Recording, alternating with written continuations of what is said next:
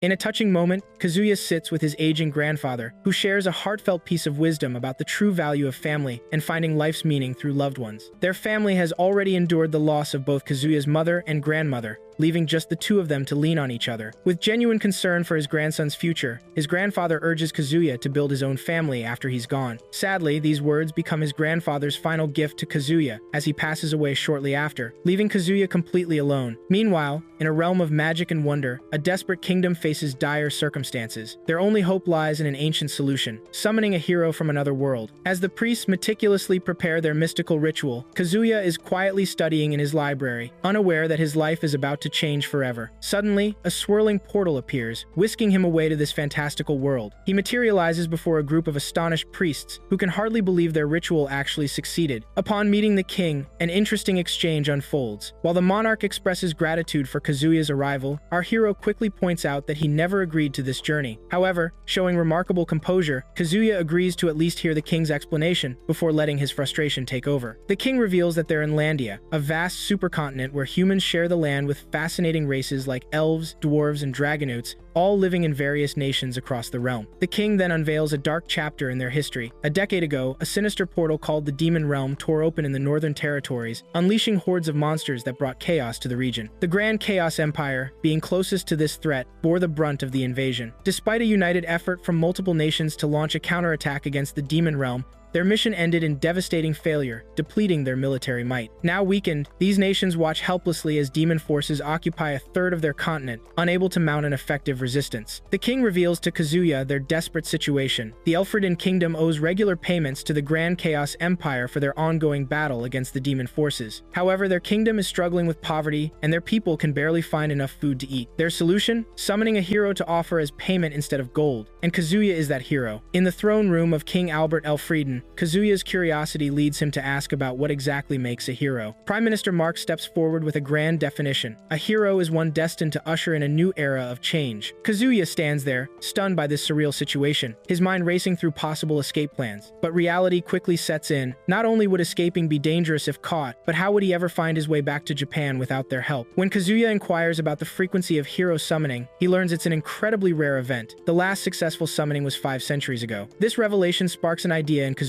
mind. He cleverly points out that as their once-in-negative 500 years trump card, he's far too valuable to simply trade away. Instead, he offers his expertise to help rebuild their nation's economy and strength. After several intense days of strategic meetings and planning sessions with Kazuya, King Albert calls for an unexpected conference. What happens next shocks everyone in the room, including Kazuya himself. The king announces his immediate abdication, passing the crown to Kazuya, and declares Kazuya's engagement to his daughter, Princess Lycia. Without delay, word spreads to all the dukedoms that power has officially changed hands in the Elfridan Kingdom. Furious at the shocking announcement, Lycia immediately abandons her military post and storms home to confront her parents. Her initial suspicion is that Kazuya somehow seized the throne, but her father quickly assures her that he willingly made this decision. King Albert then encourages his daughter to speak with Kazuya directly about their sudden engagement. When Lycia tracks down Kazuya, she finds him completely immersed in mountains of paperwork in his new office. Their conversation takes an unexpected turn when Kazuya reveals something surprising. He doesn't plan to keep the throne forever. Instead, he intends to work for several years before stepping down. He also offers Lycia the freedom to break off their engagement, showing no intention of forcing her into marriage. Then Kazuya shares some intriguing news that catches Lycia's attention. He's already devised a clever plan to secure the funds needed for the Empire's assistance. His strategy involves dividing the country's treasures into 3 categories. The most precious items will be displayed in a museum to attract visitors, the second group will be sold to raise immediate funds, and the third group, consisting of magical items, will be carefully preserved as potential weapons that require secure storage. However, Kazuya reveals his tactical thinking by planning to hold on to the aid money until the very last possible moment. He then shifts the conversation to an even more pressing matter, solving the kingdom's severe food shortage crisis. A curious priest approaches Kazuya with an important request. He needs to undergo a magic aptitude test. Apparently, their previous hero possessed magical abilities, and they're eager to discover if Kazuya shares this gift. In a special chamber, they present him with a mysterious artifact explaining that a bright light upon touch would indicate magical potential. When Kazuya makes contact with the artifact, he discovers, to everyone's amazement, that he indeed possesses magical abilities. Making clever use of his newfound powers, Kazuya develops a fascinating technique, creating 3 autonomous copies of his consciousness, which he playfully names living poltergeists. These magical duplicates dramatically boost his efficiency by helping him tackle the endless stream of paperwork and other royal duties. During one particularly intense session, Kazuya reveals to Lycia his current mission, hunting down hidden funds, particularly focusing on nobles who might have padded their project budgets with excess requests. As Kazuya and his team pore over countless documents, everyone except him eventually succumbs to exhaustion, including Lycia. The next morning, Lycia awakens to an unexpected sensation, Kazuya gently patting her head. He announces that he's completed his immediate tasks and asks if she plans to head home. When she declines, she expresses concern about his lack of sleep and urges him to rest. Though Kazuya acknowledges his need for sleep, he insists there's something more urgent he needs to show her first. They mount a horse together and set off toward a destination known only to Kazuya. During their ride, Lycia carefully broaches personal questions about his past life, wondering if anyone misses him back home. When Kazuya reveals he has neither family nor a girlfriend waiting for him, he adds, with a hint of melancholy, that there's no urgent reason for him to return to his world. Their mysterious journey leads them to a vast cotton field, where Kazuya reveals a startling truth about the kingdom's food crisis. He explains how Elfrieden's obsession with profitable cotton exports led them to neglect essential food crops. The situation worsened when other nations began growing cotton too, causing demand for Elfrieden's cotton to plummet. Now caught in a vicious cycle, the kingdom can't afford to import food, resulting in widespread shortages and economic instability. When Lycia expresses shame at her ignorance of these basic facts, Kazuya gently reassures her. He explains that he's sharing all this knowledge because she'll eventually inherit the throne after his departure, and she needs to understand these crucial aspects of governing. Later, Lycia finds herself dining alongside Kazuya in the common hall with castle staff and guards, a stark departure from royal tradition. Kazuya explains that the kingdom can't justify lavish meals during these difficult times. He outlines his plans for agricultural reforms to address both the economic crisis and food shortages. During their meal, they encounter Sir Ludwin Arx, the royal guard captain, whom Lycia introduces to Kazuya. When Arx inquires about the reform's progress, Kazuya admits to facing challenges, particularly with his aging officials. He expresses his need for young, energetic retainers to help implement his plans. Lycia suggests using the Crystal Cast, a magical holographic broadcasting system, to recruit new talent. Seizing this idea, Kazuya broadcasts an unprecedented message across the kingdom through the Crystal Cast. His words reach every citizen and tribe as he makes an open call for talented individuals to serve as his retainers. In his message, he emphasizes that no talent is too small or insignificant, encouraging people from all walks of life to step forward. His inspiring words spark hope and motivation among the citizens, prompting many to prepare for their journey to the capital, eager to demonstrate their unique abilities to their new king. An interesting detail emerges about the language barrier. While the fantasy world's inhabitants can't understand Japanese, Kazuya can perfectly comprehend their language thanks to the magical knowledge transferred during his summoning ritual. In her private chambers, Lycia finds herself lost in thought, troubled by Kazuya's recent revelations. His willingness to break their engagement and his eventual plans to return to Japan weigh heavily on her mind. As she contemplates these concerns, an unexpected idea takes root. Perhaps starting a family with Kazuya could give him a reason to stay. This thought stems from her growing conviction that no one else could lead their kingdom as effectively as he does. Her reflections are interrupted by her maid, who brings news of an upcoming ceremony. Kazuya is about to honor the most exceptional candidates from his kingdom-wide recruitment drive. The ceremony begins with great fanfare, broadcast across the realm via Crystal Cast. The first candidate to approach the throne is Lady Aisha Udgard, a distinguished dark elf from the Sacred Forest. Using his living poltergeist ability, Kazuya quickly absorbs information about the elves' renowned military expertise, noting that Aisha stands as their finest warrior. In a bold introduction, Aisha openly declares her initial lack of respect for the new king, then presents a serious crisis facing her people. Their forest is suffering from tree thinning and lack of new growth. Kazuya immediately identifies the problem. The older tree's dense canopy is preventing sunlight from reaching young saplings. He suggests a solution: selective removal of older trees to create space for new growth. This display of wisdom transforms Aisha's skepticism into devoted loyalty, and she pledges herself to Kazuya's service, declaring that his profound knowledge marks him as truly worthy of her allegiance. The next candidate to approach is Lady Junodoma, whose remarkable beauty is matched only by her extraordinary singing voice. In an unexpected move, Kazuya plays a melody from his mobile phone and invites her to sing. Juna responds with a mesmerizing performance that captivates everyone present, including Kazuya himself.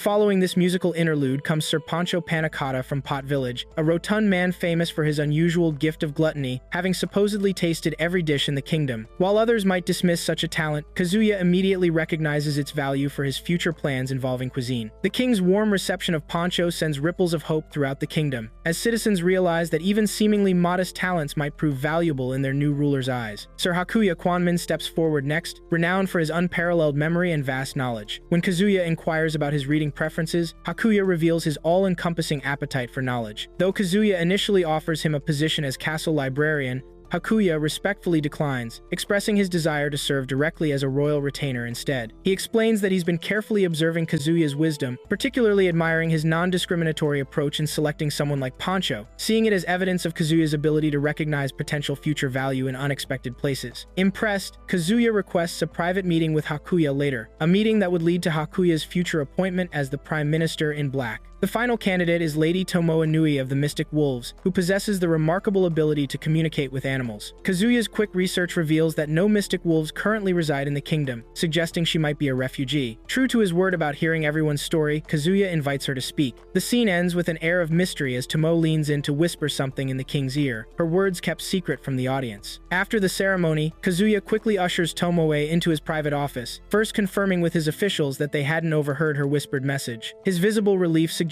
the gravity of what she shared, something that shouldn't have been broadcast through the crystal cast. Then Tomoe reveals her shocking encounter. She had communicated with a demon, one with a dog-like face, presumably a scout from the Demon Lord's army. While gathering vegetables in the forest, this demon had warned her to flee from danger. Kazuya immediately grasps the enormous implications of this discovery. Tomoe's unique ability to communicate with demons could revolutionize human-demon relations. However, he also recognizes the dangerous political implications if other nations learned of this capability. They might view Elfredin as demon sympathizers and turn against them. With this in mind, Kazuya declares protecting Tomoe as their highest priority, even suggesting her safety now outweighs his own importance to the kingdom. When Captain Arx suggests assigning guards to protect Tomoe, Marx raises a shrewd point, giving a seemingly ordinary peasant girl a security detail would raise too many questions. Instead, he proposes a clever solution. Kazuya could legally adopt Tomoe, giving her legitimate reasons to reside in the castle. When Tomoe expresses concern about her refugee family, Kazuya quickly extends the offer to include them as well, ensuring their safety too. He instructs his officials to keep the adoption plans confidential for now, and as a cover story, assigns Tomoe to oversee the castle's Horsa position she gladly accepts. Pancho returns swiftly from his kingdom-wide food-gathering mission, having covered ground quickly thanks to the royal wyvern provided by Kazuya. Using the crystal cast to address his people directly, Kazuya first acknowledges and apologizes for the ongoing food shortage, assuring them that long-term solutions are in development. But more importantly, he announces an immediate temporary solution to their crisis. In an unprecedented move, the king transforms into a culinary instructor for his entire kingdom. Through the crystal cast, he begins demonstrating how to prepare unfamiliar food sources they've gathered. Starting with seafood, Kazuya shows step-by-step cooking techniques to help his people make the most of these unconventional ingredients. To ensure safety and quality, he's assembled a panel of food tasters to evaluate each dish. Even before the first dish is complete, the aromatic smells from Kazuya's cooking capture the judges' attention. When they finally taste the seafood dish, their enthusiastic approval spreads excitement throughout the kingdom as people realize they can transform their local catches into equally delicious meals using the king's methods. Kazuya then moves on to demonstrate how to prepare edible tree roots, skillfully combining salt, sugar, and various seasonings to transform these humble ingredients into something remarkable. The culinary showcase reaches its peak when Pancho presents his contribution, bean-boiled giant locusts. What might have once been considered unappetizing proves to be an unexpected delicacy, with the judges eagerly coming back for seconds. Through this practical demonstration, Kazuya shows his people how to turn previously overlooked food sources into appetizing meals, offering immediate relief to their food crisis. The culinary demonstration reaches its most daring moment with Pancho's slime dish. He explains the intricate process of preparing slime for consumption, striking it with a stick to destroy its nucleus, waiting for it to solidify, then cutting it into noodle-like strips. Despite his careful preparation and seasoning, even Kazuya hesitates before tasting this unusual dish. However, his reluctance turns to pleasant surprise upon discovering its unexpectedly delicious flavor, encouraging the judges to follow suit. Their unanimous approval marks a successful conclusion to this innovative cooking broadcast, with an open invitation for citizens to request future episodes. A week later, Marx requests an audience with Kazuya, bringing Hakuya along. In a touching display of of loyalty, Marx explains that since he served the previous king, he feels it appropriate to step down, proposing Hakuya as his successor. Demonstrating his dedication to the kingdom's financial recovery, Marx even offers to postpone his retirement benefits until the treasury stabilizes. Kazuya accepts this transition, planning to announce Hakuya's appointment at a later date. In his first act of council, Hakuya immediately addresses Kazuya's visible exhaustion,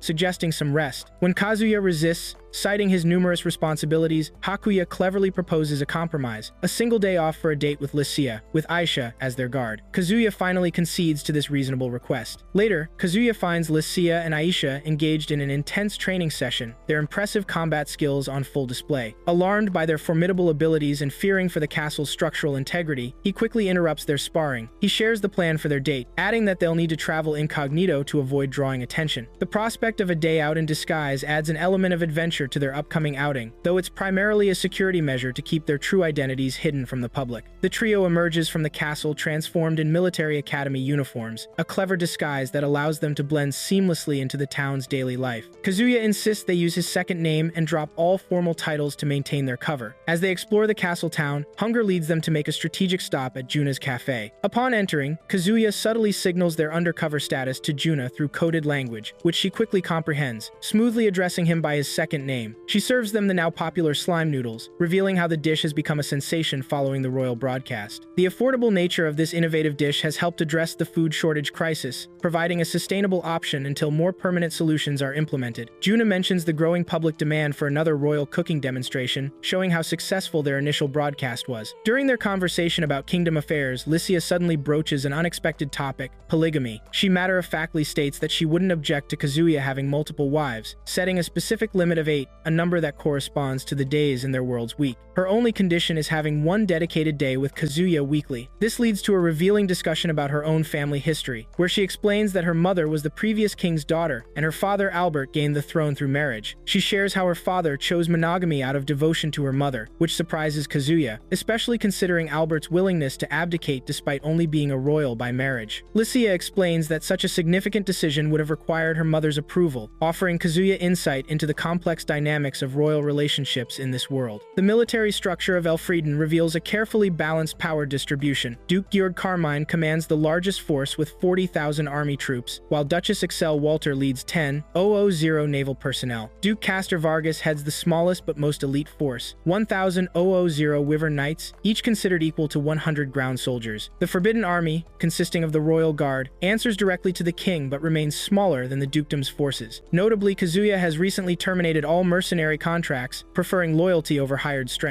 This military arrangement reflects Elfrieden's unique founding, where various races united under human leadership, but with powerful dukes chosen from different races to prevent tyranny. This built-in check on royal power explains the duke's current resistance to Kazuya's summons. They represent an intentional counterbalance to royal authority. While still at the cafe, the group's conversation about marriage is interrupted by an intriguing exchange at a nearby table. They observe a mystic fox, carefully distinguished from mystic wolves, named Kaede Foxia, a mage in the Forbidden Army, engaged in heated discussion with Halbert Magna, a renowned horseman and heir to the prestigious Magna family. Their debate reveals troubling political undercurrents. Halbert speaks of joining Duke Carmine in potential opposition to the king, while Kaede offers a more nuanced perspective. She suggests that their neighbor, the Principality of Amadonia, might be deliberately stoking these internal tensions, standing to gain the most from any civil conflict within Elfrieden. This overheard conversation provides a window into the kingdom's brewing political crisis, where ancient power structures and external threats converge to challenge Kazuya's rule. The overheard conversation at the cafe takes on deeper significance given Hakuya's earlier intelligence briefing about Amadonia's likely intentions. Their neighboring nation, having previously seized Elfrieden territory, appears to be orchestrating internal discord to facilitate further invasion plans. Recognizing Kaede's astute political awareness, Kazuya approaches the pair. Kaede's immediate recognition of the king sends her into a panic over Halbert's fate. At the palace, she pleads for clemency for a childhood friend, explaining his youthful naivety. Kazuya handles the situation with wisdom, helping Halbert understand the personal cost of civil war, potentially fighting against Kaede herself as they serve in opposing forces. This perspective gives Halbert pause, making him reconsider his hasty allegiance. During a private moment with Lycia afterward, Kazuya reveals his principle of marrying only for love. When pressed about his feelings for her, he carefully avoids a direct answer. He also demonstrates an impressive expansion of his magical abilities, revealing his capacity to control multiple autonomous consciousnesses, even animating a mascot outfit with his thoughts. The situation takes a formal turn when Glaive, Halbert's father, requests an audience to apologize for his son's behavior. Kazuya responds with a strategic solution, transferring Kaede to the Royal Guard as a staff officer while moving Halbert to the Forbidden Army under her guidance. This clever reorganization keeps the friends together while ensuring their loyalty. The meeting takes an unexpected turn when Glaive requests a private audience, leading Kazuya to clear the room, leaving only Aisha guarding the door, suggesting more sensitive matters are about to be discussed. The fantasy world operates on a sophisticated 6-element magical system: fire, water, earth,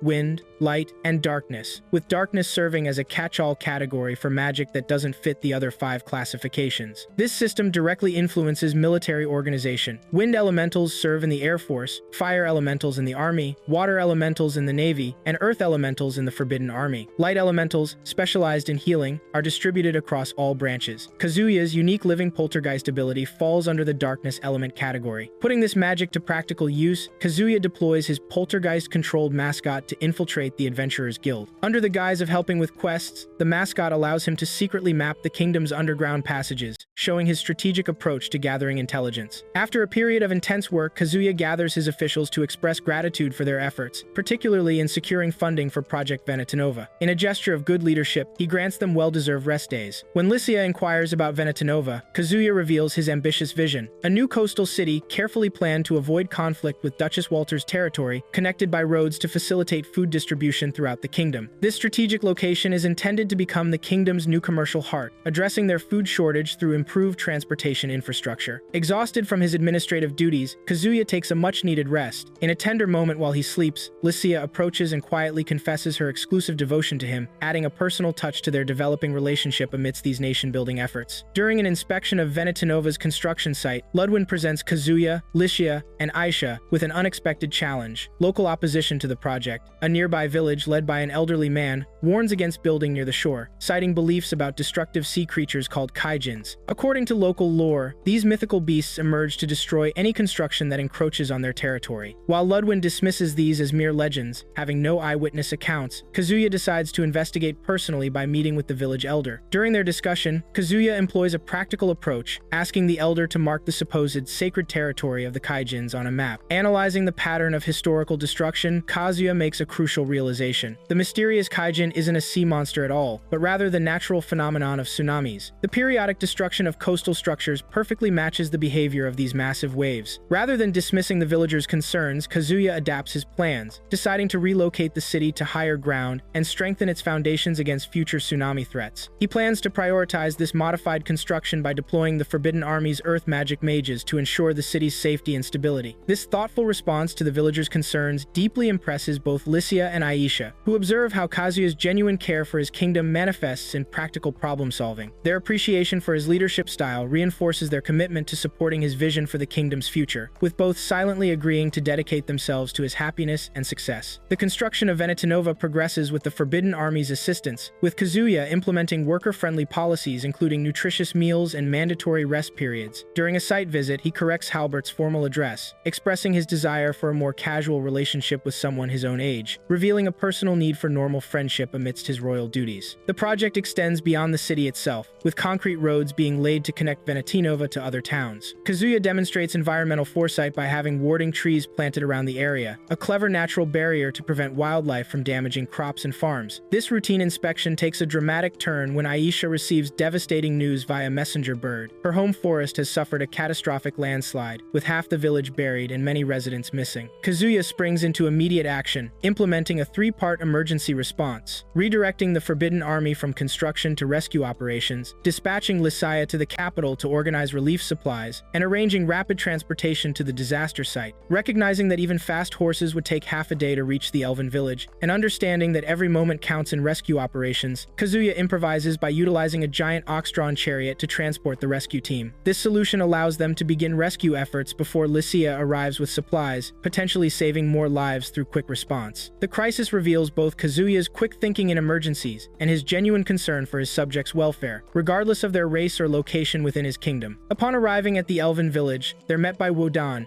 Aisha's father and village chief, who reports the grim toll. Over 100 confirmed deaths with many still missing. Kazuya immediately deploys his rescue teams and cleverly uses his consciousness transfer ability to animate a wooden mouse, using it to locate trapped survivors in areas too dangerous or small for rescuers to access. Despite their swift response, many of the missing are found deceased. However, Woden acknowledges that Kazuya's quick intervention prevented an even greater tragedy. The disaster's personal toll becomes evident when Rob Thur, Wodan's brother, breaks down over the loss of his wife and his daughter's critical condition. Wodan gently redirects his brother's anger at the forest, encouraging him to properly mourn and hope for his daughter's recovery. When Aisha suggests insufficient forest thinning as a possible cause, Kazuya expresses doubt but supports implementing the practice now as a preventive measure. He philosophically notes that while humans cannot control nature, they can work to adapt to and prepare for its forces. During the return journey, Kazuya reveals his deep sense of responsibility for the tragedy. In a moment of vulnerable self-reflection, he criticizes his narrow focus on the food crisis, acknowledging how it led him to overlook other crucial aspects of governance. This experience prompts him to develop a new kingdom-wide emergency response system, planning to station medical relief teams throughout the realm to enable faster disaster response in the future. This moment shows Kazuya's growth as a ruler, learning from tragedy to implement more comprehensive governance strategies. Concerned about Kazuya's exhaustion, Juna visits his chambers, finding him overworked yet unable to rest due to his mounting responsibilities. In a tender moment, she helps him find sleep through gentle petting, promising to be his sanctuary, someone who can protect him when he's at his most vulnerable. Meanwhile, a crucial meeting between the three dukes reveals deepening political divisions. Duke Carmine takes a hard stance against Kazuya, convinced that the young king somehow manipulated Albert's abdication. His resentment is particularly fueled by Kazuya's anti-corruption purge of officials. Duchess Walter attempts to be the voice of reason, warning about the danger of external threats taking advantage of internal strife. However, Duke Vargas aligns with Carmine, supporting the idea of restoring Albert to the throne. The situation is further complicated by Carla Vargas's intervention, who believes her friend Lucia has fallen under Kazuya's influence. In Van, the capital of Amadonia, Prince Gaius watches these developments with calculating interest. He sees the brewing civil conflict as an opportunity to reclaim territories he considers rightfully Amadonian, mockingly noting how Carmine's judgment has deteriorated with age, making him an unwitting pawn in Amadonia's expansionist plans. In an interesting contrast, his daughter Roroa appears disinterested in politics, yet secretly maintains detailed intelligence on surrounding kingdoms' strengths and weaknesses. This complex web of political maneuvering, personal loyalties, and hidden agendas sets the stage for potential conflict, with Kazuya's exhausted state making him particularly vulnerable to these mounting challenges. Just as Hakuya delivers promising news about an expected good harvest that could ease the kingdom's food shortage, political tensions reach a breaking point on multiple fronts. In Amadonia, Prince Gaius prepares to strike at Elfriden's border town of Altamura, dismissing his finance minister Colbert's warnings about economic consequences and the binding Mankind Declaration, a treaty preventing warfare between nations until the Demon Lord's defeat. Gaius cleverly notes a legal loophole. Kazuya never signed this treaty upon assuming power. After firing Colbert, an interesting development occurs when Princess Roroa secretly approaches the dismissed minister with an undisclosed agenda. Meanwhile, Kazuya's crucial meeting with the dukes reveals the deep fractures in Elfriden's power structure. While Duchess Walter pledges her support, Dukes Carmine and Castor remain defiant, particularly bristling at Kazuya's plans to centralize military control. Rather than backing down, Kazuya boldly accepts their challenge, declaring that victory will mean absorbing their forces into his command, a condition the dukes accept. After the confrontational meeting, an important revelation emerges: Juna's identity as Duchess Walter's granddaughter and her role in securing her grandmother's loyalty. Kazuya reassures Walter about Venetanova's role, emphasizing that it won't compete with Lagoon City's naval importance, but will instead serve as a distribution and tourism hub. This personal connection between Juna and Walter adds another layer to the complex web of relationships influencing Elfriden's political landscape. The situation now stands at a critical juncture, with internal division coinciding with external threats, testing Kazuya's leadership on multiple fronts. Tensions escalate as Gaius mobilizes a 30,000-strong army, targeting Altamura in Elfriden. At the town's border, a strategic diplomatic encounter unfolds when Representative Weist approaches Gaius, seeking time to convince the town's divided population about surrender. Julius, Gaius's son,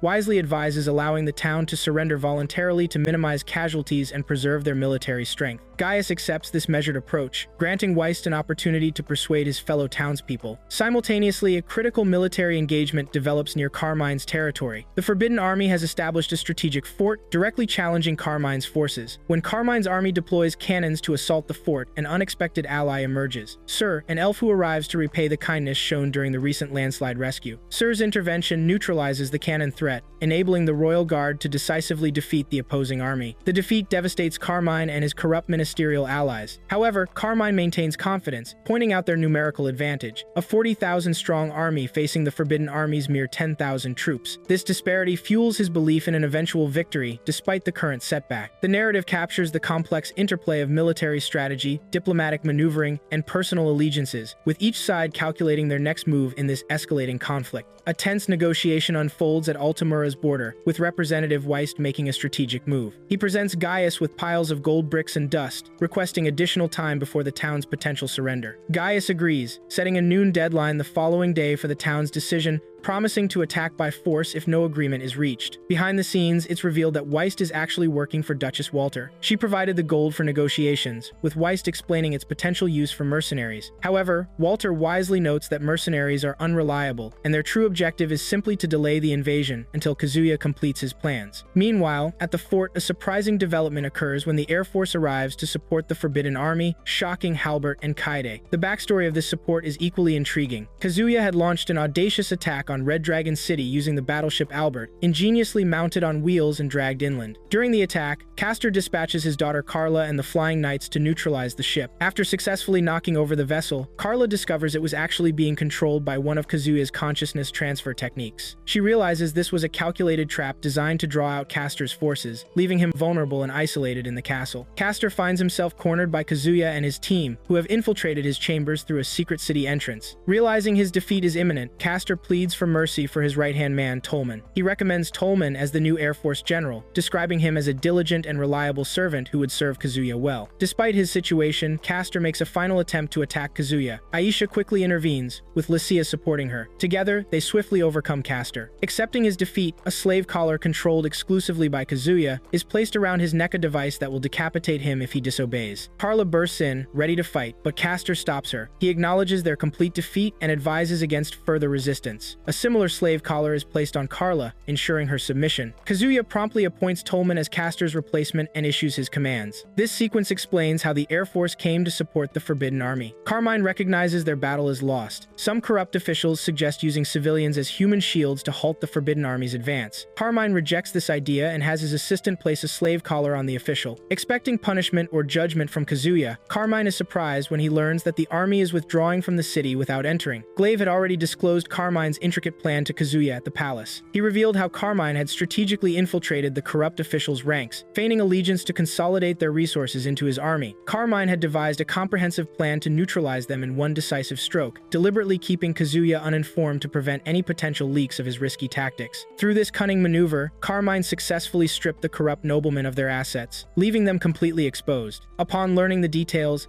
Kazuya shared the information with Carla, who was devastated. She mourned her father's support of Carmine and his rebellion against the king, unaware of the hidden strategy. Kazuya consoled her, explaining that Carmine's secrecy was intentional, with only his assistant and Glaive privy to the full plan. Fearful of potential punishment, Carla was relieved when Kazuya assured her that he had no intention of terminating her. At Altamura, Gaius grew increasingly impatient, preparing to launch an attack on the stronghold when Kazuya's broadcast interrupted his plans. Kazuya announced the end of the civil war and the failure of Gaius's schemes, promising to address Gaius's attempted invasion of Elfrieden. He declared that his army was en route to capture Van at that very moment. Hearing this, Gaius immediately reversed his army's direction, rushing back to the capital. However, Juna and her elite forces lay in ambush at a strategic valley, inflicting severe casualties. Gaius's formidable army was decimated, shrinking from 30,000 strong to a mere exhausted 15,000 troops. Gaius and his remaining army reached Van, only to find that Kazuya's forces had already arrived before them. Undeterred, they pushed forward. Ludwin, Aisha, and Lycia led Elfrieden's army into battle against Gaius. As the conflict escalated, Kazuya began to consider the possibility of defeat. He confided in Carla his willingness to sacrifice himself to save his troops. At the same time, Gaius realized the battle was hopeless. He urged his son to escape with part of the troops, stressing that the family's future and survival now depended on him. In a desperate final act, Gaius gathered his elite knights and charged toward Kazuya's camp. Ludwin intercepted and eliminated the knights, only to discover that Gaius was not among them. In a cunning twist, Gaius had secretly infiltrated the camp, intending to assassinate Kazuya. His plan was foiled by Carla's unexpected intervention. Kazuya, using his created mascot, helped Carla defeat Gaius after a fierce confrontation. Acknowledging Gaius's bravery, Kazuya ensured his name would be remembered in history. With this decisive moment, Elfrieden claimed victory. Roroa received the devastating news of her father's death, breaking down in sorrowful tears. After capturing Van, Kazuya addressed his officials, clarifying that their goal was not to conquer all of Amadonia but simply to occupy its capital. Upon assessing Amadonia's resources, he discovered the region was surprisingly wealthy. His strategy involved selling military assets to generate funds and arranging food imports from Elfrieden to prevent potential shortages. Warning his companions against premature celebration, Kazuya cautioned that the Empire would likely seek retribution. Despite Amadonia starting the conflict, Elfrieden would still face possible consequences. Observing the city's inhabitants' indifferent attitude, he began contemplating ways to win their hearts and minds. Kazuya organized a citywide broadcast with a unique performance approach. He and Aisha took the stage first, trying to lift the citizens' spirits through their act. Juna followed, delivering a mesmerizing song that visibly improved the audience's mood. The most surprising moment came when Kazuya invited Margarita Wonder, an Amadonian general, to perform. After singing the national anthem, Margarita braced herself for immediate punishment. Instead, Kazuya made a remarkable declaration. Citizens were free to sing any national anthem without fear of reprisal. This unexpected gesture of cultural respect deeply moved the city's disheartened population, gradually shifting their perception of the occupying force. An overview of the Empire highlights its role as the continent's primary peacekeeping force. Maria Euphoria, known as the Saint of the Empire, rules the land. Her sister Jean visits her chambers, announcing her readiness to travel to Van. Despite Amadonia's clear wrongdoing, they felt obligated to negotiate the city's return. Van had undergone a remarkable transformation. Roroa visited the city to find citizens fully back to their routines, radiating happiness. The newfound freedom and reduced taxes had created a sense of contentment. She confided in Colbert that Kazuya had so thoroughly won the people's trust that they would revolt against anyone trying to turn them against him. Still, Roroa harbored her own intentions of avenging her father's death. Kazuya received intelligence about an approaching Imperial army of 50,000 troops. While the main force would take time to arrive, Genie's advance team was expected to reach Van much sooner. He instructed his officials to maintain constant updates on the Empire's movements. In an intriguing interlude, Poncho introduced Kazuya to the beguiling Lilia flower with powerful hallucinogenic pollen that could induce sleepwalking. Initially alarmed, Kazuya was reassured that the dangerous pollen had been removed. Poncho's real purpose was to showcase the lily's edible bulb. Using orangutans to carefully extract the bulb, he prepared a dish that became an instant hit among the people. Kazuya, Aisha, and Tomo ventured into a store wearing carefully crafted disguises to avoid recognition. During their conversation with the store owner, Kazuya learned about another brilliant visitor from a few days before Princess Roroa. After purchasing gifts for his friends, they left the store and found a peaceful spot under a tree to relax. Genie unexpectedly appeared, having secretly entered the city undetected. Her goal was to assess Kazuya and his companions, acknowledging his tactical brilliance. She shared that her sister would have been fascinated by him. Kazuya returned the compliment, apologizing for not signing the Mankind Declaration despite understanding the Empire's continental peacekeeping mission. Their brief encounter ended with Kazuya firmly stating his unwillingness to surrender Van. Jean recognized his stubbornness and suggested that negotiations would be inevitable. As she left, Kazuya privately resolved to prepare thoroughly for the challenging discussions ahead. Returning home, Kazuya distributed the gifts he had purchased. Licia was particularly delighted by an expensive necklace. In a moment of personal reflection, Kazuya reaffirmed his commitment to protecting his loved ones and advancing the kingdom's future. The epic conflict between the Kingdom of Elfrieden and the Principality of Amadonia had concluded, ushering in a fragile peace. The tranquility was tenuous at best, with the Grand Chaos Empire's formidable army poised to enter Van, currently occupied by Kazuya Souma and the Kingdom of Elfrieden. In Elfrieden, Albert and his wife Alicia reflect on their decision to hand over the throne to Kazuya, recognizing it as one of their wisest choices. Kazuya's transformative leadership had brought significant changes, and their daughter Licia was visibly content. During a training session with Aisha and Licia, Kazuya inquires about magical capabilities beyond standard classifications. Licia explains that only 3 dark mages currently exist: Tomo, Kazuya, and potentially her mother. She suspects her mother is concealing the extent of her magical powers, having never witnessed her true capabilities. Juna interrupts to inform Kazuya that Hakuya awaits him to discuss Van's development. In their meeting, Hakuya presents comprehensive redevelopment plans. Kazuya instructs his prime minister to renovate the city while preserving its original character, cautiously avoiding potential public backlash. Ludwin reports the installation of 8 strategic bridges to enhance supply line efficiency. In a calculated move, Kazuya orders the bridges to be named after key figures: Kazuya Souma, Licia, Albert, Hakuya, Ludwin, Poncho, Ayesha, and Juna. The names will be engraved on bridge railings, a deliberate provocation aimed at Julius. Kazuya understands that any future destruction of these bridges would likely spark public revolt, effectively deterring deterring Julius from reclaiming the city. Hakuya announces the arrival of Genie and Prince Julius for their diplomatic meeting. Kazuya welcomes them into the throne room, marking the beginning of tense negotiations. Julius immediately demands the return of Van, claiming Elfrieden is violating the Mankind Declaration. Kazuya swiftly counters, reminding Julius that Amadonia initiated the invasion. Now defeated, Julius seeks the Empire's intervention. Kazuya insists on an apology before proceeding, which Julius reluctantly provides. Kazuya then firmly declares his refusal to return Van to Amadonia. Julius protests that he aims to liberate his people, but Kazuya challenges him to point out any citizen complaints. Julius is left speechless, as the people clearly enjoy a more convenient life under Kazuya's governance compared to Gaius's rule. Hakuya further undermines Julius's position by presenting evidence of Amadonian noblemen who manipulated events to incite insurrection. Kazuya requests Julius's departure, wanting to continue negotiations privately with Genie. Once Julius leaves, they formally reintroduce themselves. Interestingly, Genie and Lycia share a history, having previously met as children during a political conference. The chief maid, Serena,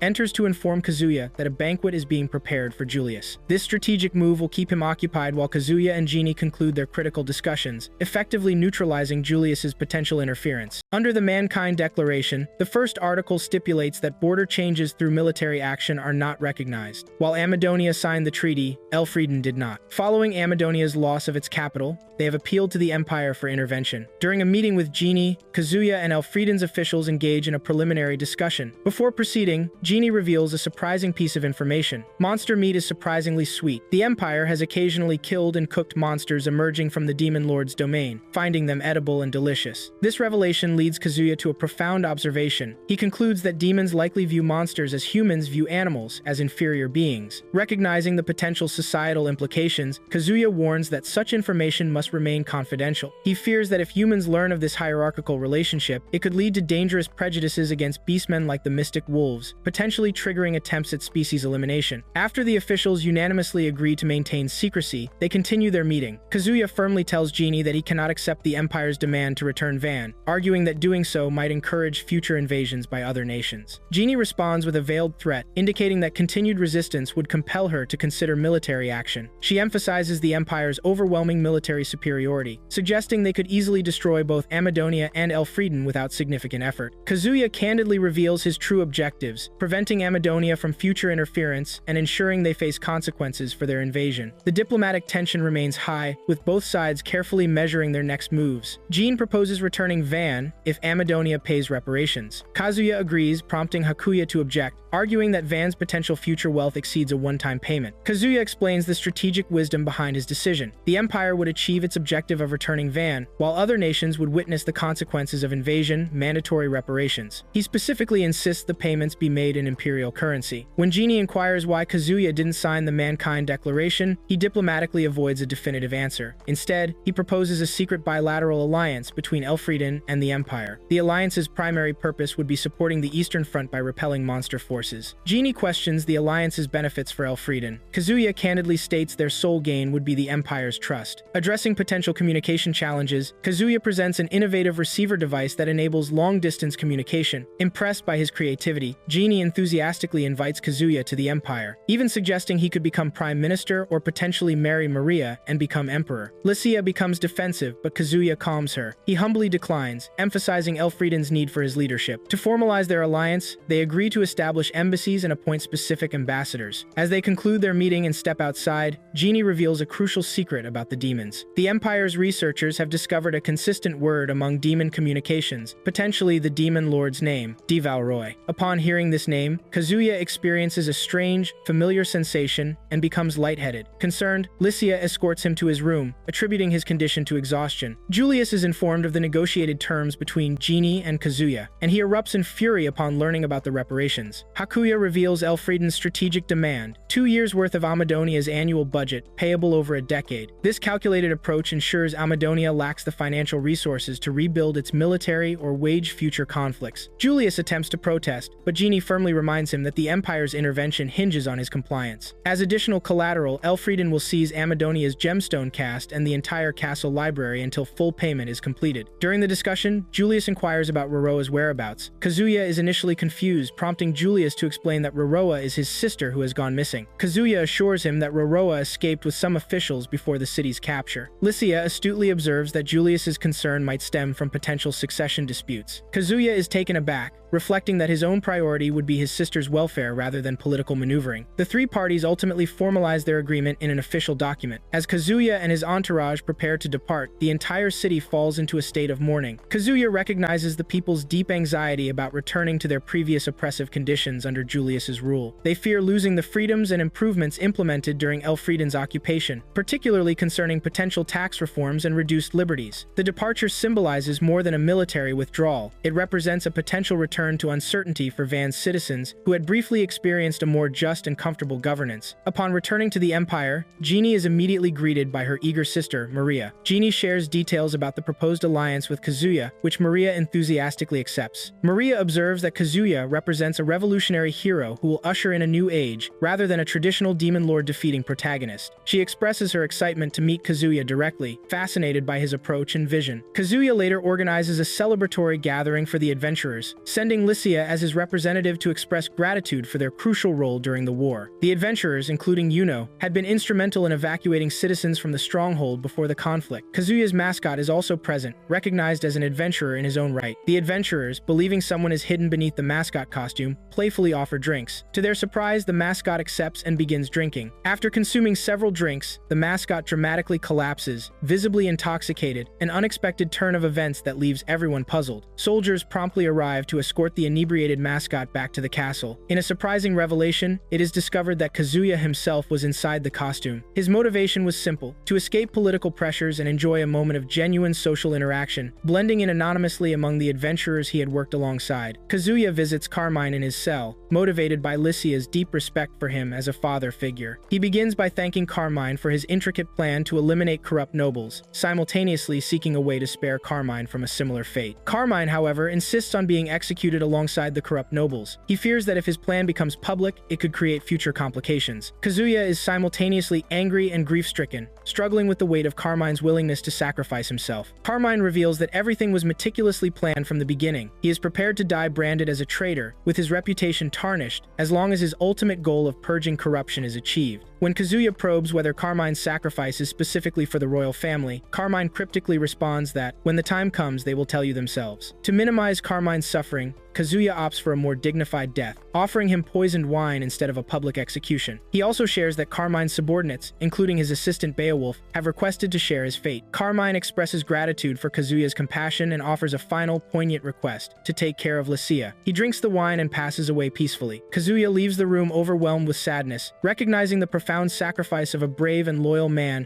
who gave everything for the kingdom's future. Kazuya then visits Lycia's office to inform her of Carmine's death. Lycia, though deeply saddened, demonstrates remarkable composure, holding back her tears. The passage captures the emotional complexity of sacrifice, loyalty, and the difficult choices leaders must make for the greater good. Hakuya and Jeannie communicate via the simple receiver. Jeannie reports that her sister Maria has enthusiastically agreed to Elfrieden's proposals and is fascinated by Kazuya. Noticing a massive pile of books behind Hakuya, she inquires about their origin. Hakuya explains that the books are from Amadonia, and he is meticulously copying their contents before returning them. Surprised by his solo effort, Jeannie offers him a chief librarian position in the Empire. Hakuya humbly declines, reaffirming his commitment to serving Kazuya until his old age. His sole desire is to witness Kazuya's successful reign. After ending the call, Hakuya continues sorting through the books, searching for Amadonia's royal family tree. In one book, he discovers an image that bears a striking resemblance to Roroa's characteristic gesture, though he remains unaware of its creator. Meanwhile, Roroa discusses her situation with Colbert, who insists she must remain hidden until circumstances stabilize. Kazuya then hosts a ceremony to reward his loyal servants. Glaive receives authority over Randall, previously under Carmine's control, along with a portion of the army. Aisha is appointed as the king's personal guardian. Wodan, who provided reinforcements during the war despite his village's ongoing disaster, is invited to make a request. Surprisingly, he asks Kazuya to take his daughter as his second queen. The request shocks everyone, but Lycia encourages Kazuya to accept. He ultimately agrees to take Aisha, as his second queen. When Juna is called forward for her reward, Excel intervenes. She passionately requests Kazuya to take Juna as his wife, emphasizing Juna's devotion. Kazuya declines for the moment, citing Juna's crucial role as their news and entertainment host. However, he promises to marry her once a suitable replacement is found, a prospect that delights Juna, who eagerly anticipates their future together. The ceremony reflects Kazuya's leadership style, rewarding loyalty, considering his existing relationships, and strategically managing his kingdom's resources and personnel. Lycia visits her friend Carla in her cell. Carla pleads with Lycia to stop advocating for her, saying she's ready to face the full consequences of her actions. It's revealed that Kazuya himself will personally oversee the trial of Carla and her father, Castor. Kazuya gathers the family heads to pass judgment on Castor and Carla. Castor is charged with severe offenses, refusing to accept Kazuya as king and waging war against him. These crimes are classified as treason, traditionally punishable by confiscation of property and execution. Excel steps up as the defense lawyer, arguing that their loyalty to the previous king, Albert, blinded them, and that they never intended to usurp the throne. When Kazuya asks Castor for his defense, Castor desperately begs the king to transfer all punishment to himself and spare his daughter. Kazuya firmly refuses, declaring Carla equally guilty. The king then invites the family heads to deliberate on the pair's judgment. Pilteri Saracen is the first to speak, advocating against Castor's execution. Owen Jabana quickly backs Pilteri's stance, emphasizing Castor's centuries of service to the kingdom. Owen argues that Castor has already lost his status and honor, making execution unnecessary. He highlights Castor's unparalleled experience, suggesting that executing such a seasoned veteran would be unwise. Hakuya points out that their arguments essentially advocate for forgiving traitors. The scene showcases the complex dynamics of justice, loyalty, and mercy within the kingdom's political system. Each character's motivations and perspectives are carefully considered, reflecting the nuanced approach to handling treason while maintaining political stability. When Kazuya asks the remaining family heads for their judgment, they unanimously vote for executing Castor and his daughter. However, Kazuya's decision takes a shocking turn. Instead of executing Castor and Carla, he orders the Black Cats and intelligence unit led by Kagetora and reporting directly to the king to eliminate the 12 noblemen who supported the death sentence. At the same time, Forbidden Army troops are sent to seize evidence from the nobles' homes. Owen and Piltori are stunned by the sudden massacre. Kazuya reveals that these 12 families had secret ties with Amadonia and were plotting Elfrieden's downfall. Despite their generations of service, Kazuya refuses to risk the safety of his loved ones. He eliminates them preemptively, sparing only Owen and Piltori, whom he considers truly loyal. For Castor's judgment, Kazuya shows unexpected mercy. While sparing Castor's life, he imposes strict conditions. Castor is reprimanded to Excel, forbidden from entering his former duchy, and prohibited from contacting his wife and son, Carl. Castor is removed before Kazuya delivers judgment on Carla. Her punishment is severe yet unique. She is reduced to a royal slave, owned by Kazuya and Lycia. In a private, extraordinary moment, Kazuya secretly instructs Carla to assassinate him if he ever becomes a Taranta testament to his commitment to just governance. Afterward, Aisha and Lycia comfort Kazuya, who is emotionally overwhelmed by issuing his first execution order. Their support helps him process the psychological burden of leadership. Meanwhile, Roroa is discreetly strategizing with Colbert and Sebastian, hinting at future developments. The passage highlights Kazuya's complex leadership, ruthless when necessary, yet principled and self-aware, always mindful of potential threats to his kingdom and loved ones. Ludwin enters Kazuya's chambers with an urgent report about his acquaintance, a mad scientist named Genya. Kazuya and Lycia accompany Ludwin to a forest location where they find a dungeon entrance resembling a garage door. Ludwin explains it leads to a research facility owned by the Maxwell family. Using an entrance bell,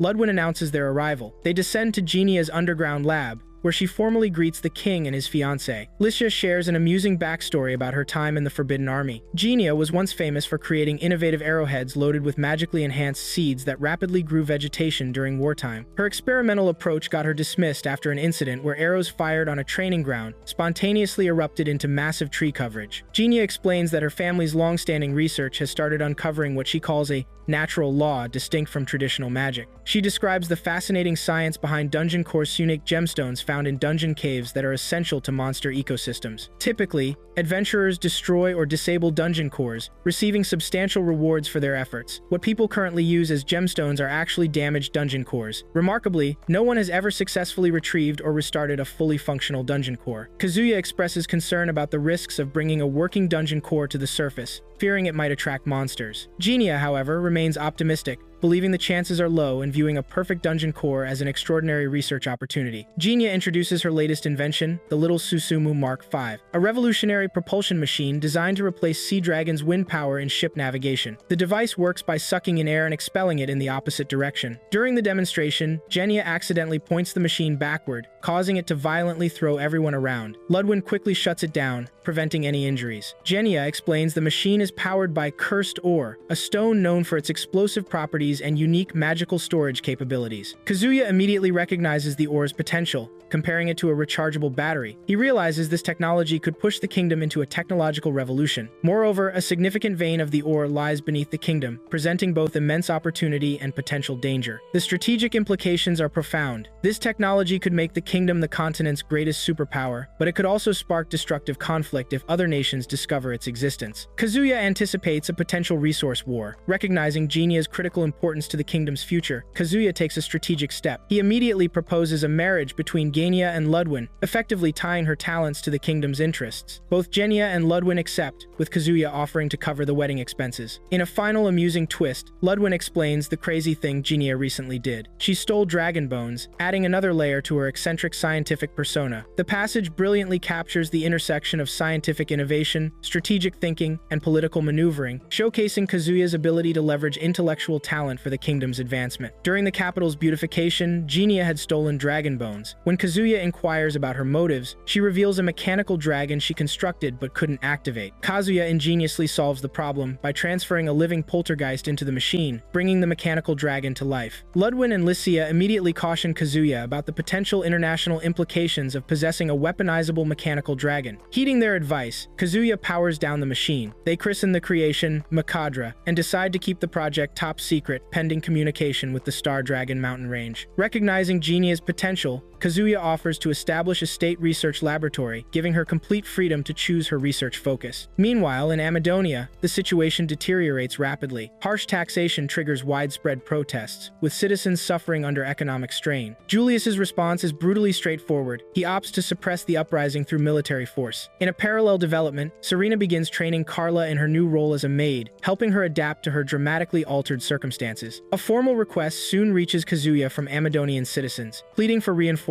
against their own military. Given the official nature of the request, Kazuya is compelled to send assistance. The political landscape shifts dramatically when town and village heads collectively demand Julius's abdication. Faced with overwhelming opposition, Julius makes a strategic retreat, fleeing to the Empire with a small military force. The passage captures the complex interplay of technological innovation, political maneuvering, and social upheaval, highlighting the dynamic and unpredictable nature of the kingdom's expanding influence. With Julius expelled, Amadonia becomes a leaderless state, immediately attracting predatory interest from neighboring powers. The Lunarian Orthodox Papal State to the north and the Republic of Turgis to the south both eye potential invasion, while the mercenary state Zem maintains neutrality, strategically supplying mercenaries to both sides. The Lunarian Papal State, centered around the moon goddess Lunaria and governed by the Pope, had already positioned soldiers at Amadonia's borders during the initial rebellion. The Republic of Turgis, a frigid land perpetually covered in ice and snow, sees Amadonia as ripe for conquest. The only resistance comes from the aged General Hermann, though his ability to hold out remains uncertain. Amadonian noblemen approach Elfrieden with a desperate proposal: complete annexation. They argue that unification under Elfrieden is preferable to being divided and conquered by surrounding nations. Kazuya carefully weighs the pros and cons. Potential benefits include increased military strength and resources. However, challenges are significant. Managing a larger population, especially after recently resolving their own food crisis and expanding borders to interface with multiple new countries. Despite the challenges, Kazuya decides to annex Amadonia. He immediately orders Excel to deploy the navy to defend against potential attacks and ensures other nations are formally notified of the decision. Kazuya subsequently invites Amadonia's former finance minister Colbert and General Hermann to the palace. He commends their efforts in rallying the people and facilitating annexation. When Colbert presents Amadonia's financial documents, Kazuya surprisingly appoints him as finance minister for both nations. General Hermann presents fine wool from Amadonia's southern region as a gesture of goodwill. During Kazuya's inspection, Roroa dramatically emerges from underneath,